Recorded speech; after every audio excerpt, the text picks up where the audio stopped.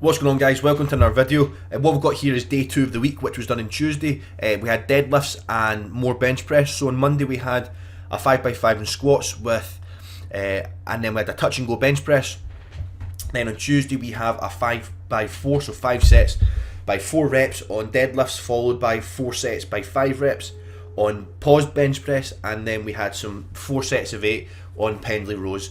So on the deadlifts we had 5x4 at 82%, which came out at 270.5 kilos.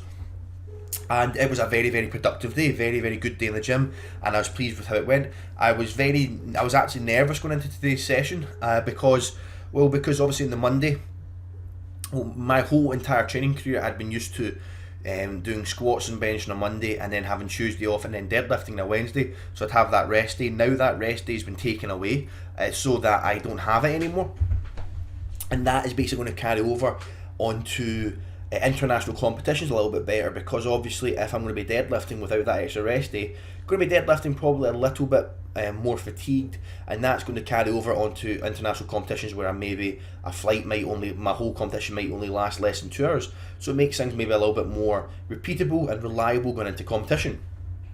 It moved very well, and I was very pleased with how everything moved. It felt good. It wasn't necessarily the fastest moving reps, but again, one thing I'm really trying to focus on is not really focus on trying to move the bar fast, as I'm not really focused on moving the bar fast. One thing I always like to focus on is moving the bar smoothly. So a good analogy I like to use is smooth feels slow, but smooth always looks fast. Again, I'll repeat that. Smooth feels slow, but smooth is always fast. And all of these reps are very smooth, but they all felt very slow. Now, the reason I was a little bit nervous was because obviously the 5x5 with 263.5 in squats the day before, to then go and do a 5x4 with 270 is a pretty big deal on both of those days. So I was a little bit nervous, as I was definitely aware I wanted to complete it, but I just was a little bit nervous because I knew that it was going to be a tough session. And I wasn't nervous because it was going to be a tough session. I was nervous that I wasn't going to be able to complete it, because obviously I want everything to go as streamlined as possible, but that is okay. Whenever you have big goals and big dreams and big aspirations, and when you're peaking for a world championship where you have the potential to bring home 4 medals for your country and yourself, that's a squat, bench, deadlift and total medal.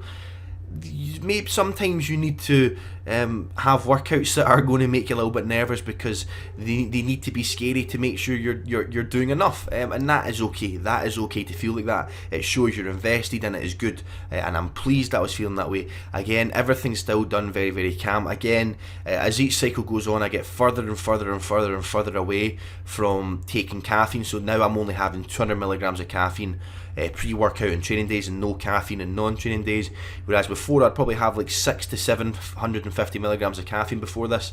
Again, just putting the charts on Spotify, so just listening to extremely non-stimulating music and just being very calm. The reason for that is because I need to be repeatable as possible. Can you always repeat on every single set and every single rep being ridiculously hyped up and full of caffeine and very mentally stimulated? No, you cannot. Therefore, that is not a repeatable variable. Whereas, can I always listen to chart music, be very calm and take 200 milligrams of caffeine? Absolutely. Therefore, that's a repeatable variable, and that is going to allow for more repeatable and constant results, and allow me to control more variables, which is something to do. Is it really fun to do and really fun to watch to get really hyped up? Yeah, absolutely. Am I stronger when I do it? Absolutely. But there's a time and a place, and one thing I've realised is that for example, at the internationals, getting very hyped up for squats and then taking a lot of smelling salts and bench, by the time I got to deadlifts, I think that had a negative impact on my energy levels. Whereas now, when I go to the Worlds, I'm going to try and be very calm in my first 2 attempts in squats, go for it in my third attempt squat, be very, very calm in all 3 bench attempts. And by the time I go to deadlifts, and by the time I go to my 3rd attempt deadlift, which will most likely be pulling for, or it will be pulling for a placing, I can leave nothing on the table and go completely all out and go as hyped as I want, because that will improve my performance. But there's a time and a place for it, and pulling a 3rd attempt to take a medal in a world championship is not a repeatable thing, because you only do it once a year. So yeah, that's kind of my thought processes behind it. Again, on bench press, really focusing on holding everything to a good pause, and then focusing on the last rep to pause for at least a 5 count. That's what I did after November to January, where I increased my bench by 10 kilos, and is looking to continue to do that.